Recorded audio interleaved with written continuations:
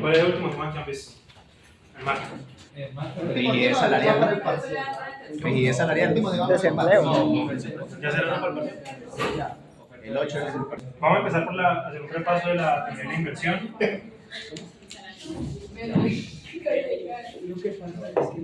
Los textos que vamos a estar siguiendo son el de Romer, que se llama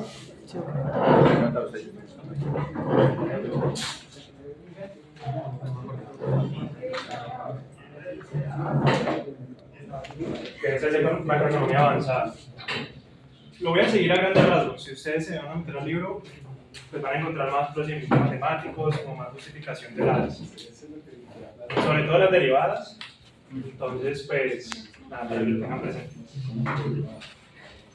Y el otro que vamos a estar siguiendo es de Gregorio. Esta es la, si no estoy mal, es la quinta edición. Y este de Gregorio creo que es el que salió en el año 2012, si no estoy mal. Entonces, bueno. ¿Qué capítulo de Homer? Ese capítulo, no sé, ahí aparece como la, o sea, mirad el índice, ahí en el índice aparece la... Es que tuvo mucho crecimiento, entonces Sí, no, eso de crecimiento no lo revises, es más de macroeconomía. El capítulo se llama, ¿tienes este pronto ahí el libro? voy a buscarlo. Si lo tenés ahí, pues es el capítulo exacto. Es... Sí, literalmente son de inversión.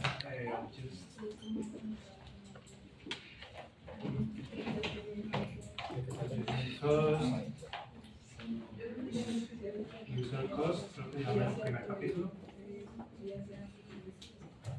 Son todos capítulos. No me sé el nombre exacto, pero es donde dice como costo de ajuste, costo de uso, bueno, el costo de capital, está en el primer capítulo. El que le sigue es el costo de uso y después viene, perdón, sí, el costo de uso y después el costo de ajuste. Entonces vamos a empezar definiendo primero cómo, bueno, pues primero qué es el capital y qué es la inversión, ¿no? Capital e inversión. Ustedes saben que el capital más bien podemos verlo como toda esa cantidad de maquinaria o de edificios, tecnología, etcétera, que entra en la economía o que la economía posee. ¿Sí? En ese sentido, el capital es lo que nosotros llamamos un activo. Es como, por así decirlo, toda esta cantidad de, si lo viéramos como una bañera, digamos, una tina. Como un stock. Exacto, es un stock. Como una tina, el acervo de ese capital sería el agua que tenemos metida en esa bañera. ¿Sí? Y la inversión sería como tener una llave, pues la llave de esa bañera, que hace que entre más agua pues a ese acervo que tenemos. En ese sentido, es como tú lo dijiste, un flujo.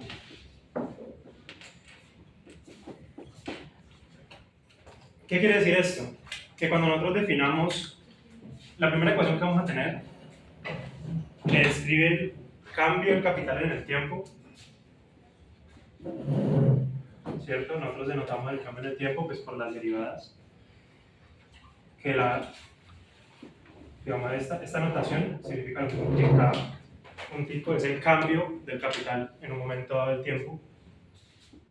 El cambio del capital entre dos periodos del tiempo, perdón, va a venir influido por lo que se invierta en ese periodo, lo que se meta, ese flujo de agua que se mete a la tina, pero también va a venir restado por una componente que es la componente de depreciación. ¿Sí? Entonces, en ese sentido, el componente de depreciación podríamos verlo como este hueco, un hueco que hay en todas las tinas, ¿no? El sifón, por el cual el agua se va, sale de la economía. ¿Qué entra en ese componente de depreciación? Pues entra el capital y este delta va a ser un número que va a ser una fracción sencillamente. Lo que queremos decir con que está entre 0 y 1 es que es una fracción, digamos, es una proporción del capital, lo que se deprecia cada periodo. Es la manera más simple de definir ese cambio. Luego vamos a tener otra ecuación que nos va a describir de qué depende la inversión. Vamos a decir que la inversión en un momento T va a depender, o sea, si lo piensan ustedes, la inversión que yo quiero hacer en un periodo futuro sobre alguna empresa o lo que sea, depende de cuánto yo espero que esa empresa pueda vender en el futuro. ¿Sí? Si yo espero que esa empresa venda mucho o que la demanda por ese producto que vende la empresa es muy alta, pues yo evidentemente voy a tomar la decisión de invertir más en el periodo anterior. En ese sentido, esta inversión se va a venir ajustada por un factor lambda que va a ajustar este cambio de el cambio entre las demandas iniciales y las esperadas.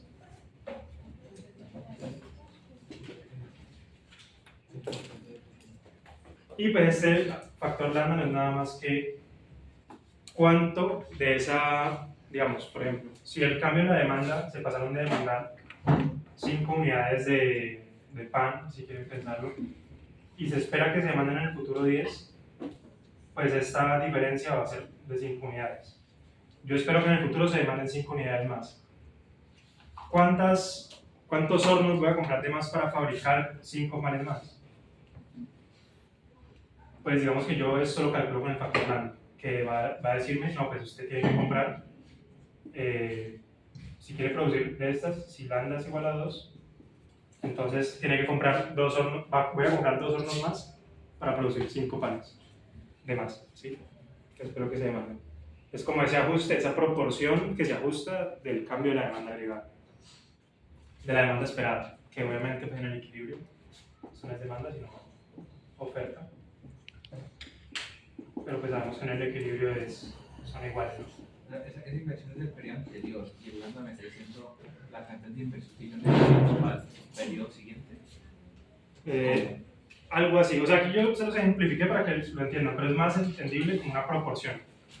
O sea, yo tengo esa diferencia en los cambios de la demanda y el lambda lo que me va a decir es de esa demanda total, si quieres piénsala como una demanda unitaria, piensa que esto no es un 5 sino un 1, de ese cambio de la demanda unitaria, ¿cuánta proporción más yo voy a ajustar? ¿Sí? De capital.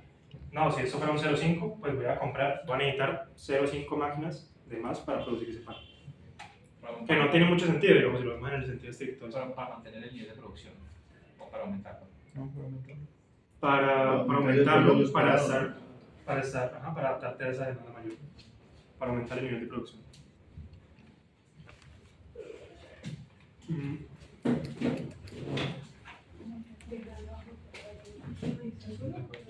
A esta ecuación generalmente se lanza un ajuste. Estoy aquí repasando cosas que ya debieron ver en la clase, entonces no viene mal recordarlas para estar en sintonía. Esto generalmente se le hace un ajuste de corrección por medio de restarle una fracción del capital que no se está utilizando. ¿Listo? Que no se está utilizando en el periodo anterior. De nuevo, este teta es un número entre 0 y 1. Este sí va a estar acotado entre 0 y 1. Y me va a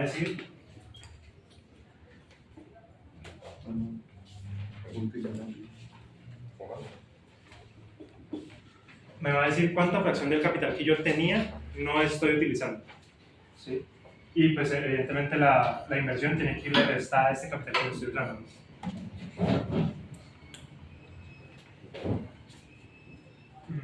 Bueno.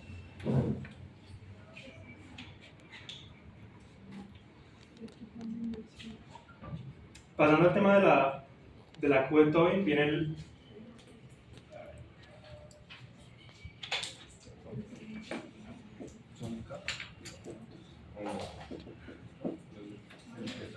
es un cambio.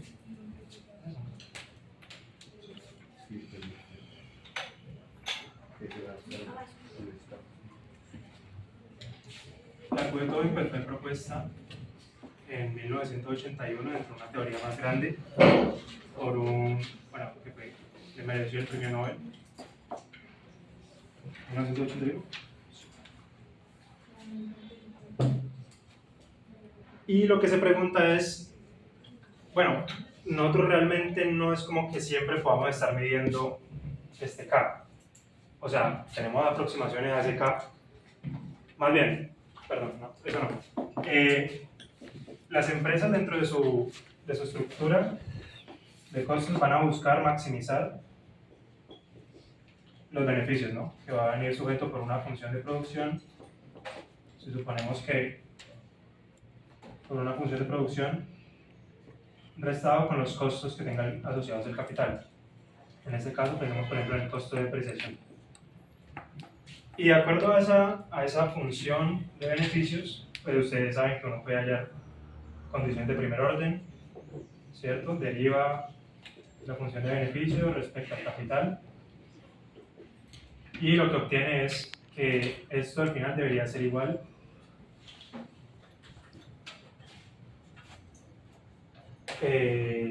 al precio, ¿no? del bien. O sea, el precio del capital, perdón. O sea, el producto marginal del capital en competencia perfecta es igual al precio, al costo de ese capital.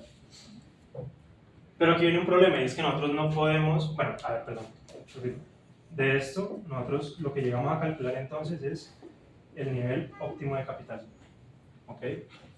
Que notamos con cada asterisco.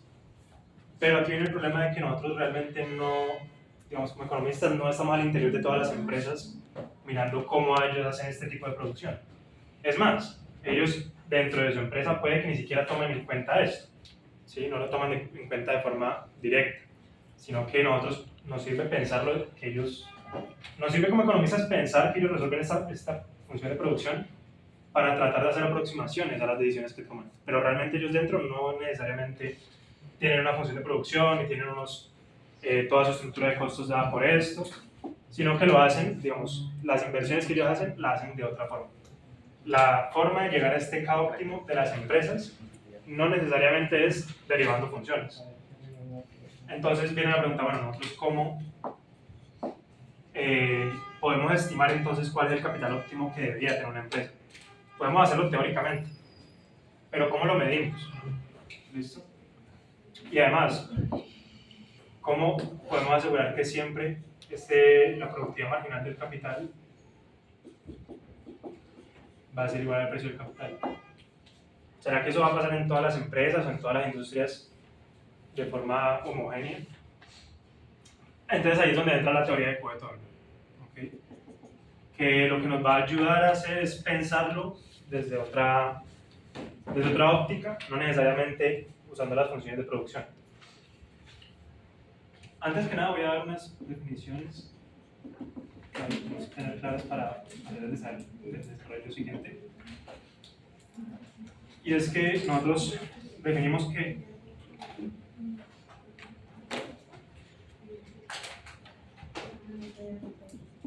el valor de una empresa, el valor en bolsa, la cotización en bolsa de una empresa es igual al precio de las acciones de esa empresa multiplicada por la cantidad de acciones que emite. Sí, es como generalmente se calcula su valor en bolsa. Luego, bueno, esta es la única definición que debemos tener por el momento. ¿Qué es lo que propone Coué-Tolles? Nos dice que las empresas realmente las decisiones que toman en sus procesos de inversión las toman con base en el costo de mercado del capital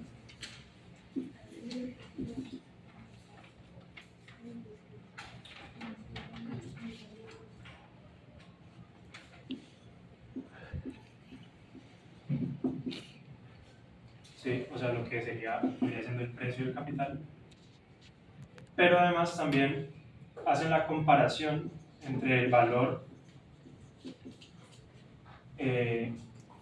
económico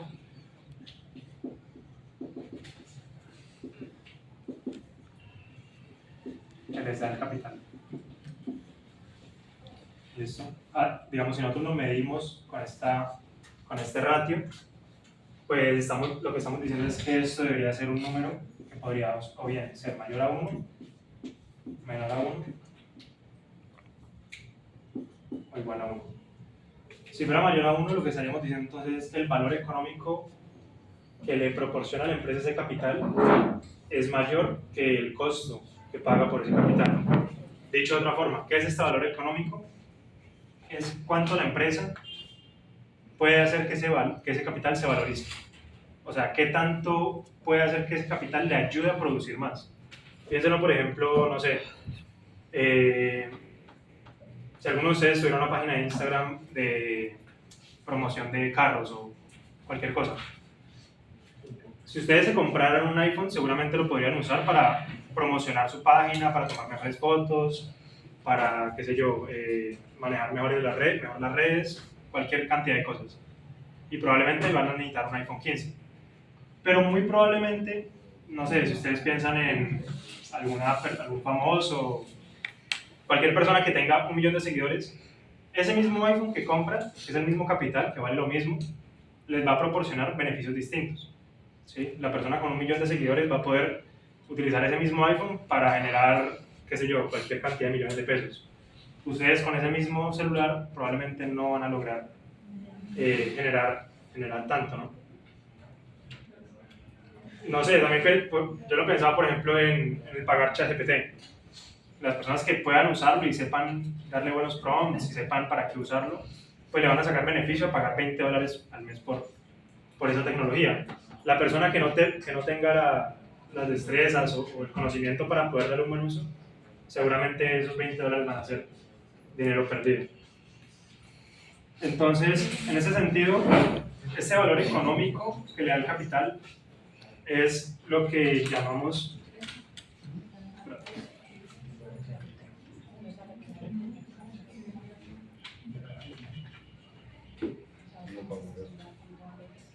es lo que ustedes nombraron ahí, el costo. No.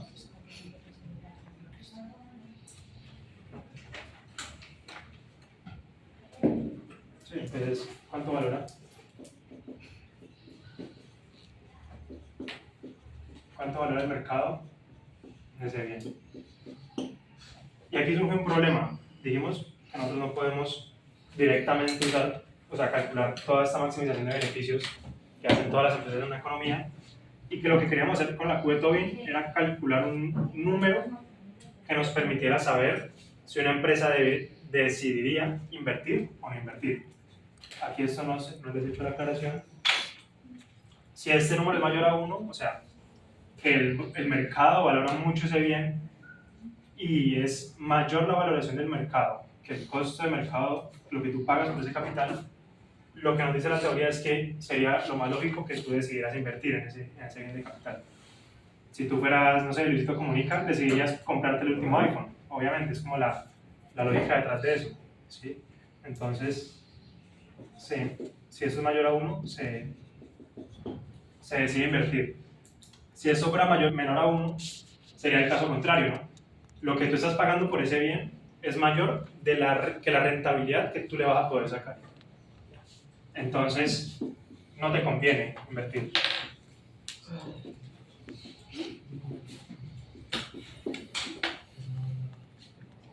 Y si es igual a 1, pues sencillamente eres indiferente.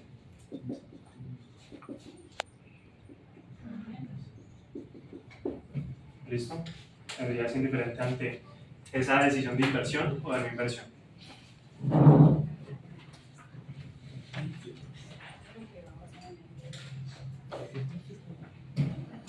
Y aquí lo que vamos a hacer entonces es construir una nueva Q, que vamos a llamar Q barra, en la cual vamos a tratar de aproximarnos a este Q marginal por medio de otros datos que sí tenemos. ¿Listo? ¿Cómo lo vamos a hacer? Planteando también una razón.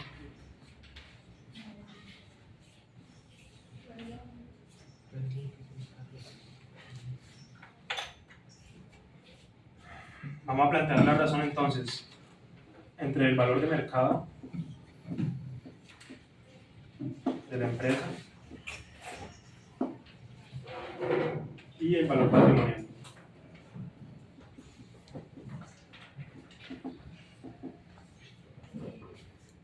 el valor de mercado, ¿por qué sería una buena aproximación del valor económico que le da el capital? Básicamente es porque ese valor de mercado, que es este mismo valor en bolsa a una empresa, que es el mismo valor en bolsa a una empresa, lo que te está diciendo es que tenemos aquí información de los precios de las acciones. ¿Sí? Y si pensamos en que el precio de las acciones representa de alguna forma las opiniones que tienen los inversores respecto al futuro de esa empresa y respecto al futuro de la economía, pues entonces el valor de mercado de una empresa es una buena aproximación de lo que la empresa podría hacer con nuevo capital.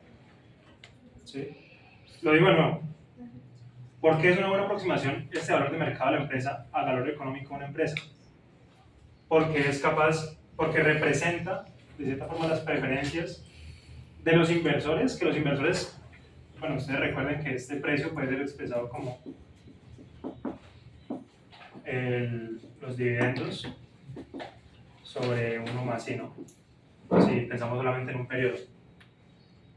Evidentemente este cálculo es un poco más complejo y puede tomar aquí en cuenta expectativas de inflación, tomar en cuenta la tasa real, ¿cierto? Pero pues en esencia es lo que en teoría, en teoría piensan los inversores cuando deciden comprar o no una acción. Y este valor de mercado de la empresa, entonces, como tiene ese componente de lo que opinan los inversores, que es el precio, que lo que opinan los inversores que la empresa puede hacer con cierto capital y lo que hace con cierto capital es una buena aproximación del valor económico que esa empresa le puede sacar al capital. ¿Sí? Si el día de mañana Elon Musk saca un cohete y se le estrella, no le sale, algo pasa mal, el mercado va a ver esa señal y va a decir, de pronto no tiene tan buen desempeño esta persona, o puede que lo tuvo pero ya no lo tiene, o pueden haber factores externos de la economía que están impidiendo de la economía o de falta de talento humano, qué sé yo, que está haciendo que su desempeño sea peor.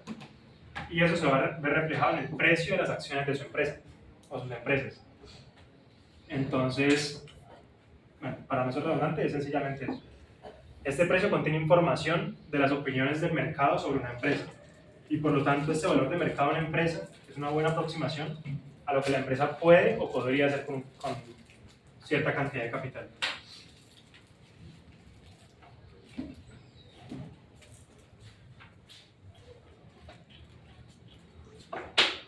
Y bueno, no voy a hacer el tratamiento matemático, pero básicamente aquí lo que hacen es...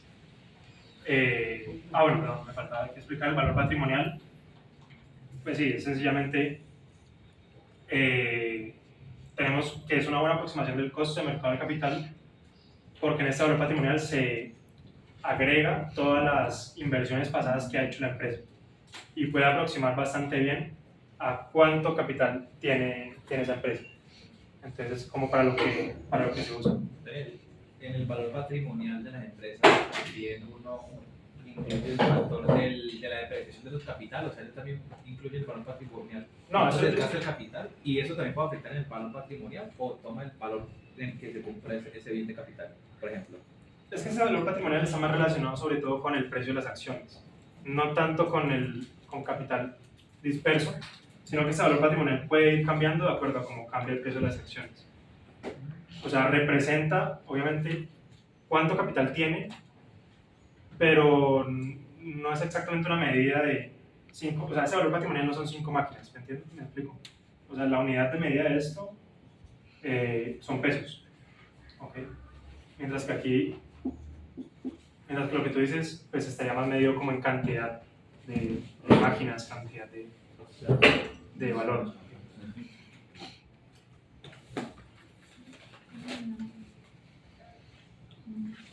Bueno,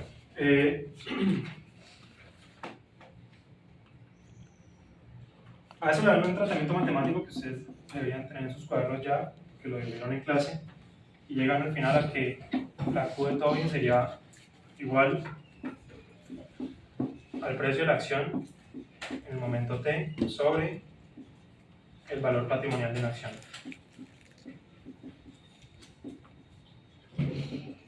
¿Sí Si tienen dudas de cómo llegar de aquí a acá, pues les diría revisen sus apuntes, pero no creo que hayan pues, muchas dudas. En cualquier caso, si ya no entienden de plano, pues por fuera me pueden decir y les explico con gusto.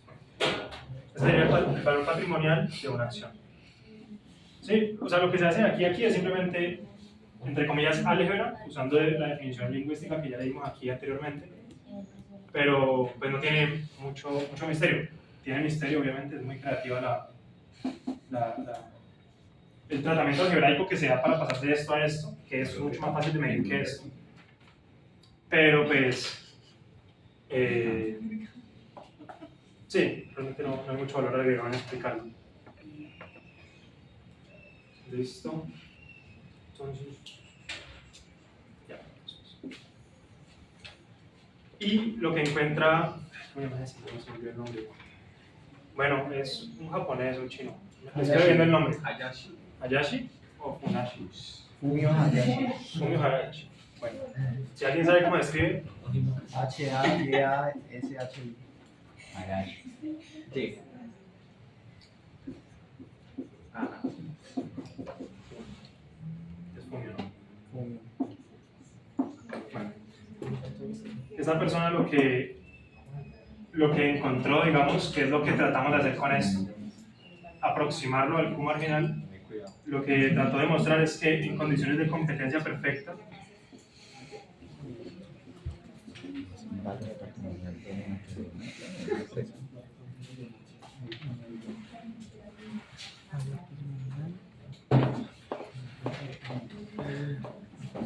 en condiciones de competencia perfecta, la Daniel, qué pena, el valor patrimonial de una acción. A ver, lo que encontró esta persona es que básicamente lo que dijimos desde el principio, que queremos hacer que esta Q marginal sea aproximada a él, o sea, sea observable. Lo que él encontró es que realmente esto que nosotros acabamos de definir aquí a la ligera es aproximadamente igual a la Q que estábamos tratando de medir, ¿no? Entonces digamos como que respalda pues respalda todo lo que acabamos de hacer, ¿no? Respalda el que sea una buena medida. Estoy pasando por los temas rápido, pero creo que eso ya es como recordando, más que explicarlo desde cero. Porque también es que tenemos mucho tema atrasado. Pasamos ahora, saltamos a otro tema. Bueno, quedaron dudas de esa Q de Tobin, que creo que la anterior monitoría dijeron que les gustaría que la explicara. ¿Quedaron dudas de eso? Pues más o menos entendido. Más o menos, ¿por qué más o menos? sí. Usted dio dos posibles respuestas. Sería la primera. Pero bueno.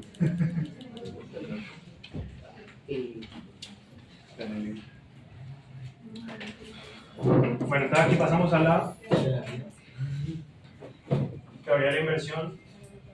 Vamos a mirar los costos del capital. ¿Qué costos asociados tiene el capital? Para esta explicación primero vamos a suponer, en primer lugar, que las empresas rentan el capital.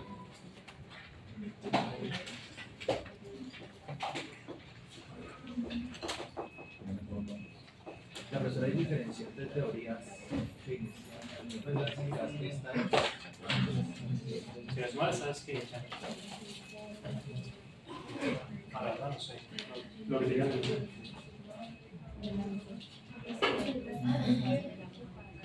No, ya, creo que esa es clásica. Sí, creo que sí, la keynesiana es el costo de ajuste. Vamos a suponer, supuesto 1, que las empresas rentan el capital a una tasa RK. ¿Listo? Y que van a tener una función de producción que, bueno, más bien, sí, una función de producción.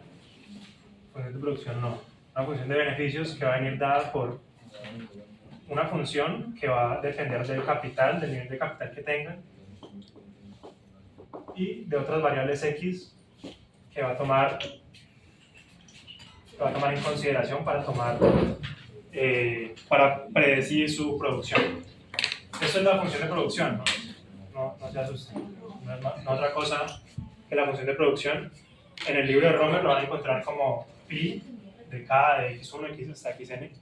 Pero es sencillamente eso, la función de producción que depende del nivel de capital que tiene la empresa y de otras variables que entran a jugar o se toman en consideración y que pueden afectar el nivel de producción de esa empresa. ¿Listo?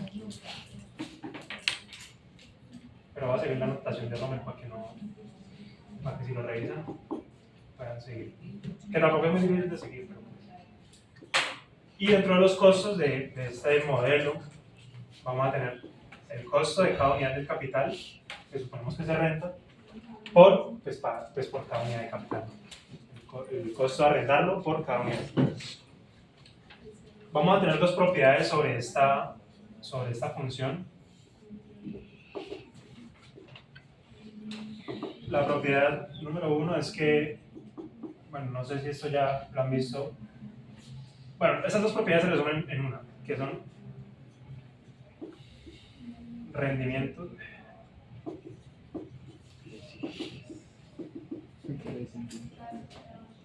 Rendimiento.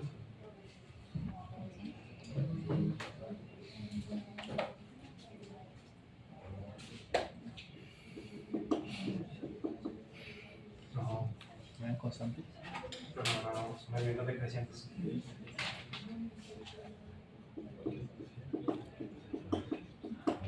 Son rendimientos decrecientes. A lo que eso se refiere, yo otro día veía un TikTok que lo hacían de chiste, bueno, no era TikTok, era Instagram, pero lo hacían de chiste y mostraban como a un economista de un país africano, yo no sé si era, no sé realmente dónde era, pero como burlándose de él, porque él lo que decía con su acento obviamente africano era que la economía, digamos, el rendimiento de los, no me acuerdo de qué estaba hablando, era un fragmento nomás, pero decía como que la economía está creciendo a una tasa decreciente. Y entonces como que mostraban ese fragmento y lo mostraban como si burlándose de él, como te estás contradiciendo, ¿no? O sea, ¿qué contradicción es esa? Pero obviamente lo decía por una razón, no es loco pensar que hay rendimiento, bueno, que se crece a una tasa decreciente, a pesar de que suene contradictorio, pero pues sí es. Y se resumen en eso, rendimientos decrecientes. ¿Cómo se ven los rendimientos decrecientes? De forma matemática. La primera derivada respecto al capital va a ser mayor a cero. Sí, eso pues es más o menos lo vieron haber visto en cálculo, y es que si la primera derivada de una función es cero y la segunda derivada es menor a cero, pues lo que significa esto es que si tenemos una función de K y de producción, pues esto va a ser creciente, siempre va a crecer, pero a una tasa cada vez menor, ¿no? O sea, va a tener una forma de este estilo. Que siempre va a ser, bueno, aquí no se ve, pero esto siempre va a seguir creciendo, pero cada vez a una tasa menor. ¿Hasta cuándo? Hasta el infinito se supone eso. Y pues vamos a tener que la condición de primer orden de esta función sería sencillamente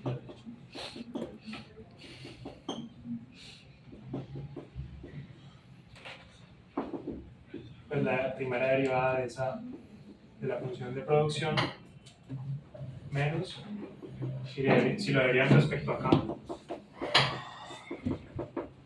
sería esto, ¿no? Y eso sería igual a 0. Pues podemos hacer el tratamiento aquí algebraico y llegamos a esta igualdad, ¿no? Que ya era lo que habíamos visto antes. Y bueno, eso ya lo explico.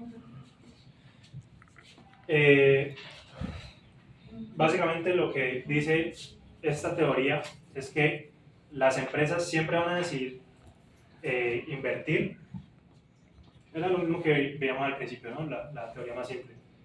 Siempre que su producto marginal del capital sea igual a lo que les cuesta ese capital. En este caso es lo que pagan en renta por él. Luego, pues vemos que esto tiene limitaciones que ya les dije antes, entre ellas pues que estamos suponiendo competencia perfecta y que no estamos tomando en cuenta otros costos que tiene el capital, ¿no?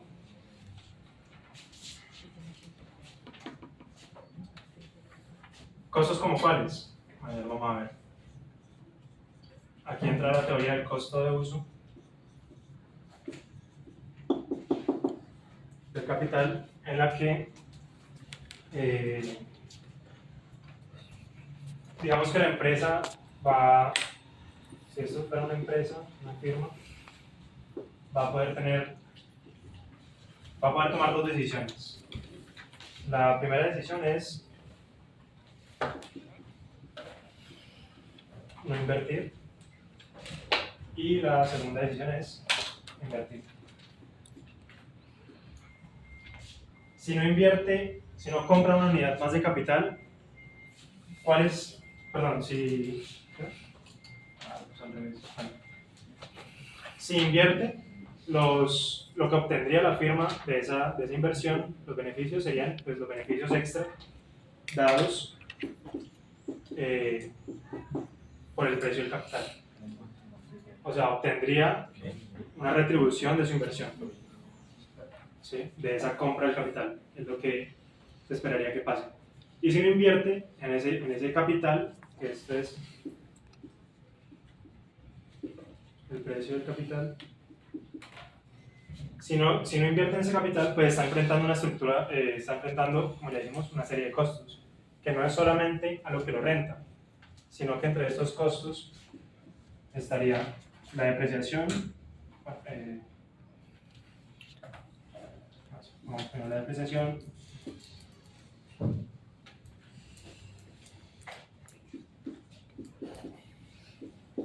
de cada unidad de capital, esos son los costos. En segundo lugar, estaría enfrentando el costo de no poder, está enfrentando el costo de no poder usar esa plata para invertirla, digamos, en otro bien de capital o financiero, y estaría enfrentando el costo de precisamente no poder obtener la tasa de interés real, eso no es cerca de cero.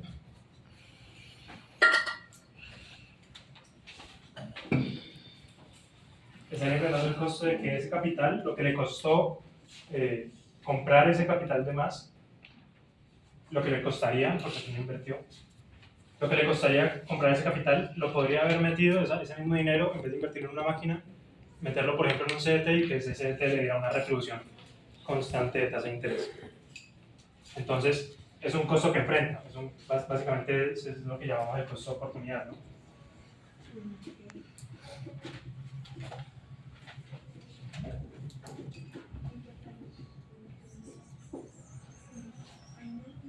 Y tendríamos un tercer costo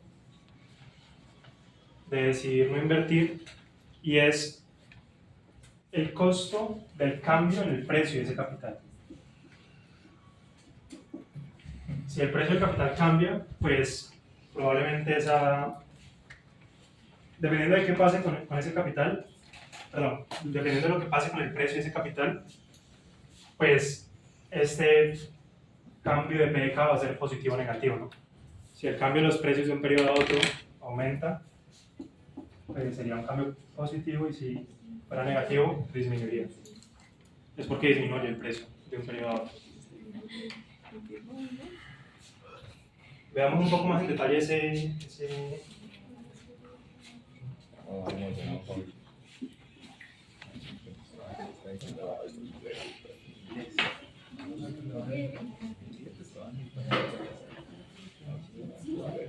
Vamos a ver un poco más en detalle el tercer costo, que por lo menos a mí, cuando yo lo vi de primeras y llegamos vamos a llegar acá. Vamos a llegar a que RK, el costo de uso del capital va a ser igual a la sumatoria de esos costos, ¿cierto? El costo de oportunidad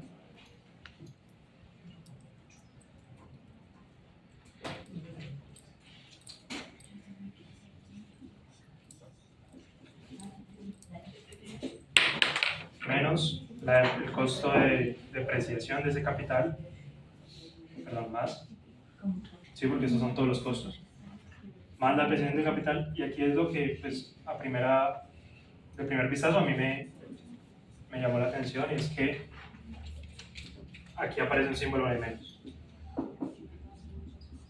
cuando incluimos el cambio del precio del capital.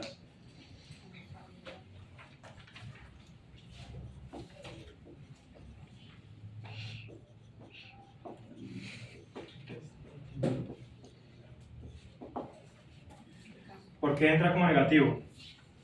Bueno, pues en el caso de que, por ejemplo, el precio en el momento 0 hubiera sido de 3 unidades y el precio del capital en el momento 1 hubiera sido de 4 unidades, eso lo que nos dice es que el cambio de precios es positivo.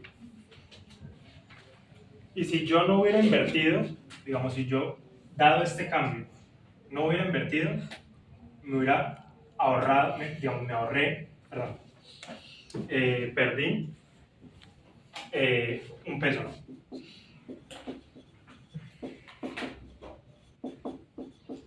Perdería un peso. Entonces digamos que ese aumento del precio del capital, ese cambio positivo, entra negativo porque me disminuye los costos de este capital. Y en el sentido contrario, pues si este capital fuera negativo, me estaría diciendo que la decisión de no invertir me favorece, porque ahora el precio del capital cayó de 4 a 3. Entonces, en este momento que decidí no invertir, fue bueno porque el capital se me hubiera desvalorizado, por decirlo de alguna forma. O sea, el mercado lo estaría valorando menos en el futuro que cuando yo decidí comprarlo. Entonces aquí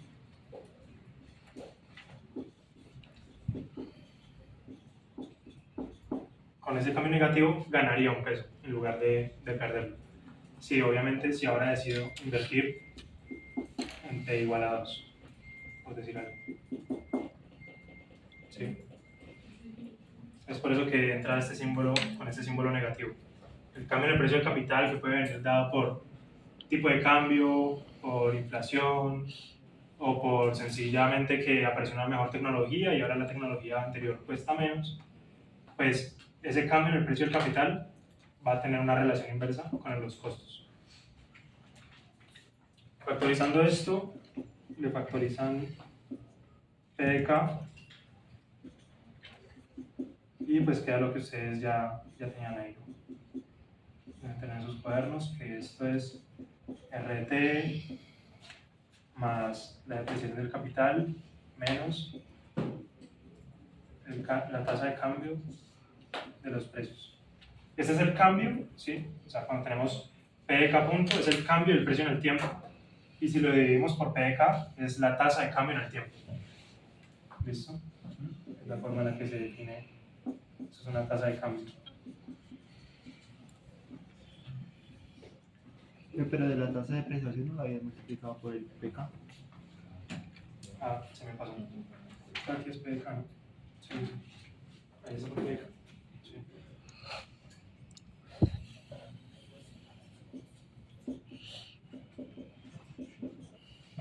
Se me pasó ahí, volver a copiarlo.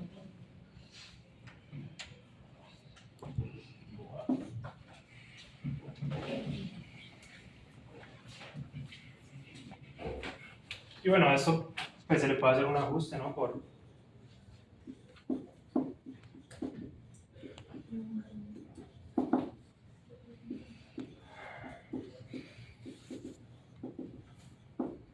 Ajusándolo por subsidios.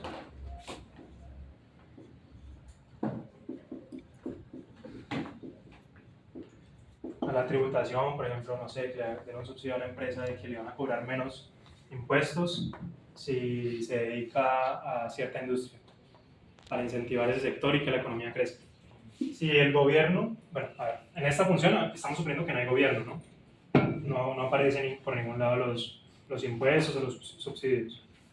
Y si nosotros agregamos los subsidios a esta ecuación, lo podemos agregar como 1 menos lambda, donde lambda tiene un efecto negativo en los costos, porque digamos si este lambda es un subsidio, pues ayuda a que los costos se disminuyan en, el capital, en lo que le cuesta a una empresa adquirir ese capital.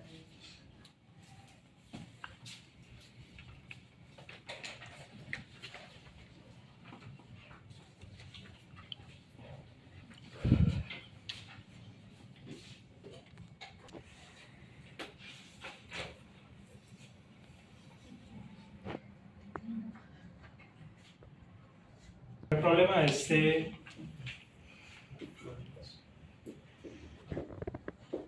y es por eso que después se pasa a lo que decías tú, a la parte de las teorías keynesianas, y es que esto no toma en cuenta las limitantes que hay en la inversión. O sea, estamos suponiendo que el capital, más bien, sí, que el acervo de capital viene dado con la inversión menos la depreciación de capital. Entonces eso lo que nos dice es que si nosotros hacemos, primero que nada, hay un problema de temporalidad. Antes de entrar a eso,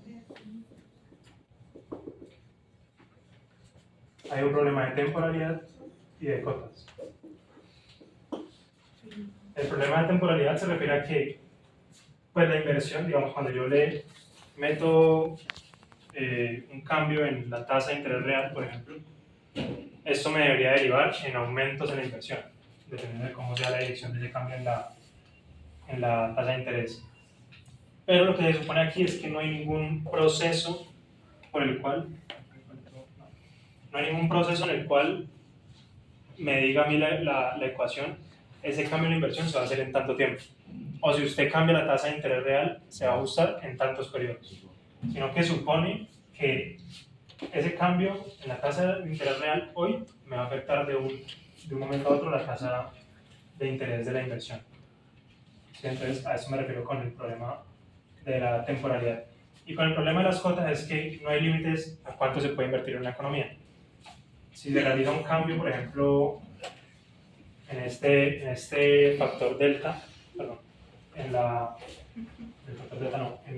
el capital, lo que me está diciendo es que no hay un límite a cuánto más puedo invertir. Piénsenlo de esta forma y eso me sirve a mí para entenderlo. Si ustedes tienen este problema de temporalidad, si ustedes hacen una inversión, por ejemplo, dicen, no, pues pago más por construir un edificio. ¿Cuánto tiempo te va a llevar construir ese edificio? Pues depende de cuántos trabajadores tengas. Pero como tenemos este problema de temporalidad, de que los cambios se ajustan de un momento a otro, de un instante de momento a otro, digamos que hay una función de este estilo en el que se va invirtiendo capital y de repente se pega un salto. ¿Sí? Para pegar ese salto de un momento a otro, en un momento infinitesimal de tiempo, pues lo que tendríamos que hacer es invertir en 3 millones de trabajadores y que cada uno ponga un ladrillo para hacer este ajuste de forma pues, tan rápida, ¿no? Entonces eso a ustedes les dicen que esa ecuación es ese problema surge de la forma lineal. No hay cotas a cuánto más se puede invertir y tampoco hay cotas en cuánto, digamos, en cuánto tiempo se realiza ese ajuste, ¿sí? Entonces lo que les decía, pues van a tener que suponer que hay 3 millones de trabajadores dispuestos a poner un ladrillo cada uno y construir un edificio de un día para otro. Es un problema, ¿no? Es un problema de supuestos. Que se resuelve, entre comillas, y no vamos a desarrollar todo el modelo porque pues realmente no es necesario, lo van a ver en otros cursos. Se propone como una solución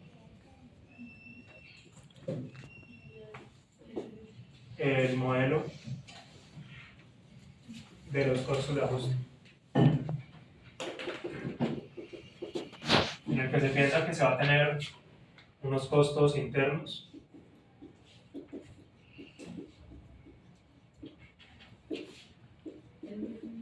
y externos. ¿Costos internos de qué tipo? Pues costos de realizar la inversión, de desarrollar el proyecto,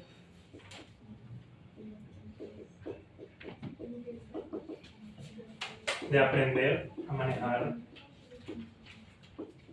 o a usar el nuevo capital. Y va a haber un costo asociado a la planeación de ese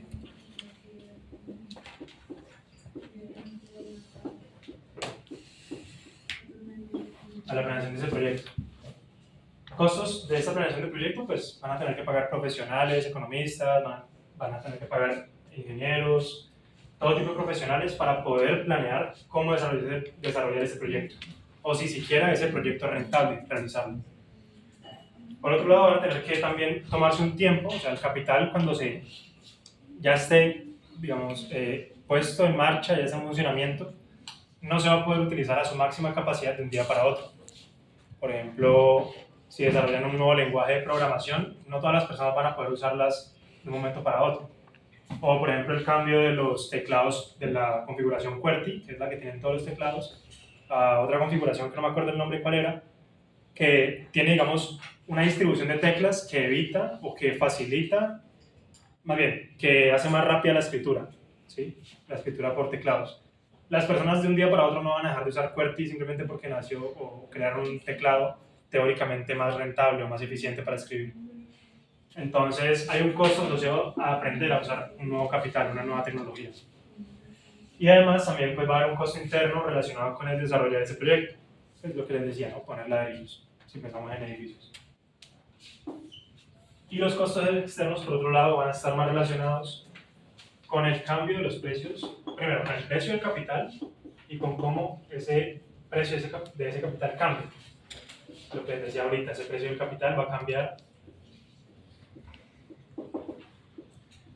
puede cambiar ¿por qué?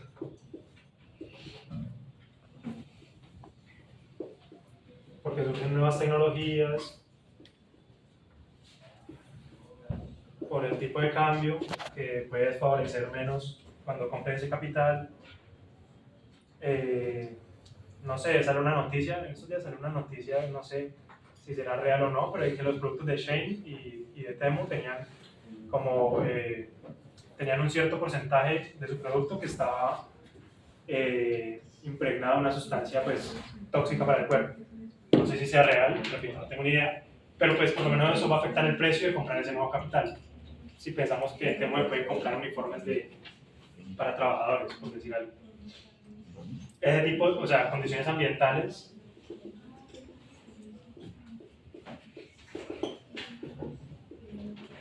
Por ejemplo, durante épocas del fenómeno de la niña o del niño, pues van a cambiar el precio de ciertos productos porque va a ser más difícil cosecharlos o sembrarlos también. Y pues por temas de inflación.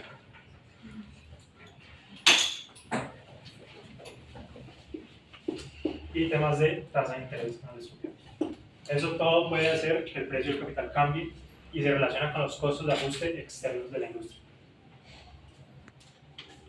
Entonces, pues ya el proceso de inversión no es algo tan fantasioso como la gráfica aquí, sino que podemos pensar que podemos estar invirtiendo en capital y si queremos realizar una nueva inversión vamos a tener que pasar por altibajos, regresarnos a donde estábamos, mejorar la situación, tener problemas hasta que lleguemos a alcanzar el nivel de capital deseado. Si partimos de un nivel de capital B, que es un nivel de capital,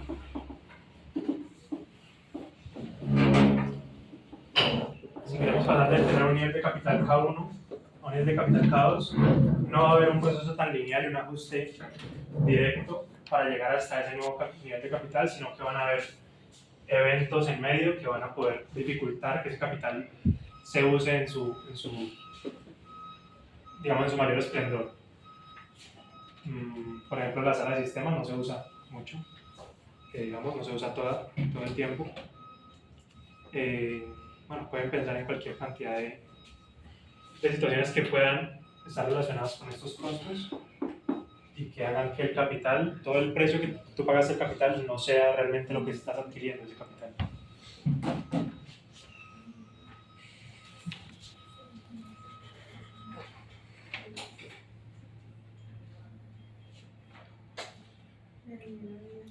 Bueno, ahora sí pasamos al consumo.